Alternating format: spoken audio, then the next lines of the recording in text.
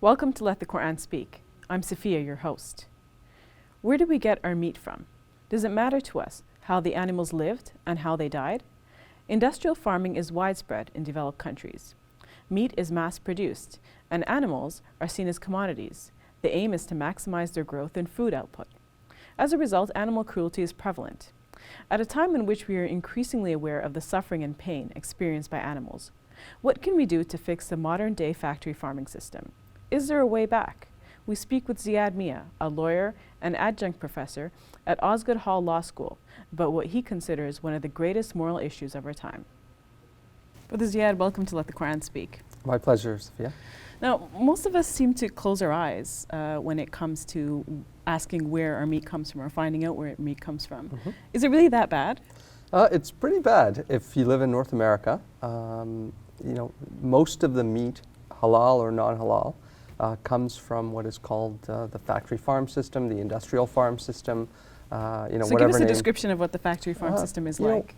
Just like any other industrial factory process, as industrialization occurred, they realized that you can mechanize or get greater efficiencies by producing cars like the Model T, by having assembly lines and that sort of thing. And that works great for those things, and maybe today with iPads and whatnot. Although there's human rights abuses associated with that, I'm sure. People started doing that with animals. Okay. Because we use animals for food. So can we think of animals on a conveyor belt, perhaps? This essentially, there's a famous book from the 1960s called Animal Machines. Mm-hmm. And that's something, interesting concept to keep in the mind. I call them animal widgets. That you just take a chicken or a cow or a pig, even though we don't eat pork, but I think we need to consider those animals. Mm-hmm. And you make that into a production unit. Mm-hmm. You strip away any sense of the animal's feelings, whether they matter at all, morally speaking, legally speaking, and they are now just a production unit to produce for you meat, eggs, milk, whatever it is that you're getting from them. Mm-hmm. So essentially, you basically make that animal into a little machine that produces what you want and disregard mostly any of its interests. Mm-hmm. So how does that impact an animal's well-being and health? Maybe you could give us an example of a particular animal and what they go through. Yeah. So let's take, for example, in North America, in the United States of America, the largest meat-eating country in the world, and Mm-hmm. probably the largest meat-eating country in the history of humankind. Way off the charts. If you saw Al Gore's Inconvenient Truth, when you see him say, here's our carbon, and then it goes like that. Yes. The same thing will go with meat. Mm-hmm. That human history, we've been eating meat, and then off the charts in modern times.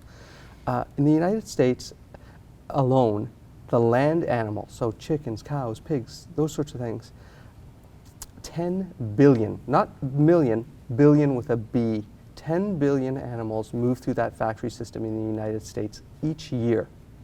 That doesn't count marine mammals. Some numbers put that between 50 and 100 billion, again, used in the Wow. United States alone. Mm-hmm. And this is having a massive impact on the environment, on biodiversity, on sustainability. But let's focus on the animals. Of So course, let's that's the most important thing. Exactly. Of course. To me, that's the most important thing. From a moral perspective, just as a citizen, and also from an Islamic or any other faith perspective, that we need to consider others. So let's take your chicken that produces your eggs. Most likely came from a factory farm. And those chickens are kept in what are called battery cages. So in the old days, you had your chicken in their little roost and you collect your eggs. Not very efficient if you're looking to make profit and produce the most amount of eggs at the cheapest price. So that's your problem right there. Mm-hmm. It's commodifying food. So what happens now is you'll have chickens in the tens of thousands, sometimes 100,000 in one facility. And they want to reduce the number of people that are running this facility. So everything's mechanized. So if you can imagine now, you walk in and there's row upon row of cages stacked upon cages. Is that what they call battery cages? That's right, because Okay. they're just like batteries of them. Mm-hmm. And what you'll have is maybe something this size, roughly. They're a little different each case, but let's just say, for argument's sake, about this size, like this, and like that. And in that cage will be several chickens, maybe 7, 10, and they're producing eggs. It's a wire mesh, top, bottom, everywhere. their poop kind of drops on the others. But the system is designed to get you your eggs. That's the main thing. And they're sloped, so when they lay an egg, it drops out. And then it can be mechanized, or humans can come and collect those eggs. Now, because so they just live in there. That's right. And because it's mechanized and you have maybe 1 or 2 people managing this entire thing, you can imagine chicken 648, nobody's really checking on her, right? So what you'll have is chickens are in close contact. You can imagine if you and I were just put into a little room for a year, we'd probably get at each other's throats after a while. That's what seems to happen. So to cut costs, because now chickens are in this confined environment, they may fight, as you and I might after a while. They debeak them at birth. So once a little chick is born, they use a little guillotine, a heated guillotine thing, press them down, cut off the tip of the beak. First Would that hurt a chicken? It hurts the chicken. Okay. Because there are nerves in there. You can imagine a hot little thing nipping off your nose is probably not the best thing in the world to be doing, especially at 1 day old. Yeah. And chickens use that little pointed beak to do things, to pick up their food. It's a useful tool because Allah has designed them to have that, as we have our physical tools. But now they can't peck the others, because again, the focus is on the profits, because you don't want them pecking, because they peck, they'll get infected, you'll have to administer antibiotics, or they'll die and you lose a production unit. So what happens when the chickens can't lay any eggs, or they start to slow in their egg production? Right. So these are called the spent hens. So essentially they're in there for maybe a year or so, and that's their life in that little thing. And literally they lose, their bones become brittle, as if anyone else, when you lose your calcium, you're not moving around, you're going to become weak. They lose their feathers, some of them pull out their feathers, and some of them will get stuck in there. But if they make it through all of that, then you know what? There's still some value left. So let's recoup that residual value, is the logic, and we'll make you into a chicken dog or something. You're not going to be a nice roast chicken, but you will be a chicken dog or some filler meat. So then they're gathered up and sent off to the slaughterhouse, and they then become a chicken dog or some other thing. Now, an interesting case, Maple Lodge Farms, which is in Canada, a large producer of meat. Maple Lodge Farms was convicted recently, charged with 60 counts. 2 of those counts, they were convicted of animal cruelty. 58 are still outstanding. And some of these involve these spent hens. Is this a groundbreaking kind of case in terms of animal rights? It's interesting because my critique of the law is it's very hard to enforce the law. A, there's a reluctance to do it, and B, the law is not as inclusive as it ought to be. But so in that sense, the fact that they were convicted is pretty amazing. And these spent hens, had lived a miserable life to begin with since birth. And they were shipped in winter, in weather that we're experiencing right now, pretty cold, wintry weather. They were thrown onto these trucks and transported in sub-zero conditions along the highway, and the wind chill picks up, as you can imagine, if you're in an open truck with some tarp. They're already a lot defeathered, they're weak, their bones are brittle. Many of them died, and many of them suffered. The judge actually said that Maple Lodge essentially put profit over any animal welfare concerns. That's what she said, which is quite astounding, given, again, that the law is pretty deferential to our human interests. And there are some provisions to protect animals, so they were convicted even on those small provisions. And those provisions only deal with transport. So it's pretty phenomenal. Now, but the case did tell us a lot about what's happening in factories. Yes. And how they're treating animals, right? Yeah. So the interesting thing is, it opened a little door for us to look into, if we so choose. As with many moral issues, many of us want to look away. But as you know, as we talked about, because we like our meat. We like our meat, or we like the lifestyle we have. With any injustice, of course, we don't want to know where our clothes came from. If they came from Bangladesh and a factory collapsed, don't tell me that, because I want to get my $3 pair of shorts or whatever it is. But now you know. So for Muslims, it applies to anyone, I think. But I think Muslims, because I believe that we are required to be social change agents, and we are required to be moral beings, and we're going to be, each of us, going to be personally held accountable for that. So when you need to make an effort to know to the best of your ability.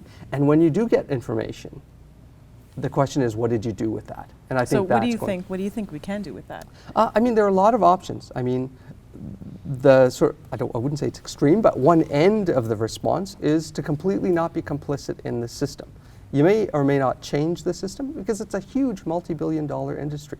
I mean, I would compare. It won't change overnight, of course. No, because the meat industry, Sophia, if you compare it to the oil industry, the tobacco industry, alcohol, these are massive businesses that have a lot to lose if you start to tell them to change how they do things. I mean, just imagine the automobile industry and the oil industry. If you tell them, we've got to stop doing this because it's destroying the earth, it's a no-go. But you can start. So meat is really in that category because the amount of animals, I mean, those are the animals in the United States. The land animals across the world used close to 60 or 80 billion animals a year. Wow. Right? Again, America skews everything, right? Because there are 10 billion compared to the whole world. Country, yeah. That's right. But even their small population, because they use so much, you see it even with oil. People could, obviously you could go vegan. I'm not going to participate in any of this. You could be a vegetarian. You could eat less meat. Now that's probably like the sweet spot that's an option for people to choose. You could eat less meat. A, you're saving money. B, it's much better for your health. And C, you're making a statement about an injustice. And then when you do eat meat, you could start to choose meat that's where animals are treated, A, in a better sense, and more in line with Islamic teaching. How can we be sure that the meat that claims to be better is actually better? And that's a fair point, because labeling is sketchy at best with organic or whatever, but even organic doesn't mean ethical. Organic really focuses on antibiotics, that sort of thing, environmental pesticides, which are all good. But organic doesn't necessarily tell you the animal was treated in a respectful manner. So some meat could be organic, but the animal could have been... could still not be treated well. Okay. Let's take eggs for an example. Let's go back to eggs. You could have, there's free-run eggs, free-range eggs. Now, free-range eggs mean they're wandering around, supposedly, because again, in North America, no one set it, essentially, as far as I know, no one set some standards that are auditable and trustworthy. So I think that's where we need to go if we're going that route, to give consumers that choice. Have some standards that are enforceable and that we know these are trustworthy. So with organic, there are some in the US standards, and some people label things organic that aren't. You know what I mean? So I think having labeling that says something that you can trust and is safe is the first step. So free run means they're running around in a barn. Free range means they're outside possibly. So again, it's very interesting to see what the words say and do that. Now, in terms of getting the meat itself, you could get meat from ethically sourced. I mean, there are halal providers in the city of Toronto and other places in Canada and probably the US that comply with the full Islamic regulations and treat animals well. Now, that meat will cost you more, but again, if you look at the economics, your outflow on meat, if you cut your meat consumption, spending a little more once in a while doesn't really impact your bottom line. In fact, moving to a mostly vegetarian diet actually saves you money because it's a lot cheaper. I mean, I'm South Asian. You can, A, eat very well on chickpeas, lentils, superfoods that are loaded with proteins, save yourself a whole whack of money, and then there's the environmental benefits. Ziyaad, do you have recommendations for an individual trying to understand more about this topic? Sure. I mean, I would recommend first go to my blog at Huffington Post, Canada. I have a blog there, so you can just type in my name, Ziyaad, and Huffington, you'll find it, or go to Huffington Post. So there, I've written a bit about animals in Canada and North America, and there are links there. If you do want to see, and I warn people, if you have a weak stomach, do not watch some of this. Some of the stuff is very graphic. Some of it is very graphic, but it is the honest truth of what the majority of animals in North America are facing. There's links to video there that CTV has run about chickens and pigs. Again, we don't eat pork, but we need to be concerned about these animals. And people can Google YouTube and see a lot of information there. There's a book by a gentleman named Timothy Pasturat. He's a professor in the United States. He worked in a slaughterhouse in Nebraska. And he wrote a book called Every 12 Seconds. It is amazing. The book basically is titled that every 12 seconds a cow was killed in the facility that he worked at. And what it does to someone in that position of killing every day is important just to understand. The other book that's out just recently from the United States is called In Meat We Trust. It's a book basically about America and how it got to this industrial meat and high meat consumption place that it's at. All right, Ziyaad, we end it there, but thank you for the very insightful thoughts on animal welfare. We really appreciate it. Thanks, Sophia. We'll take a break when we return, celebrating the Prophet Muhammad.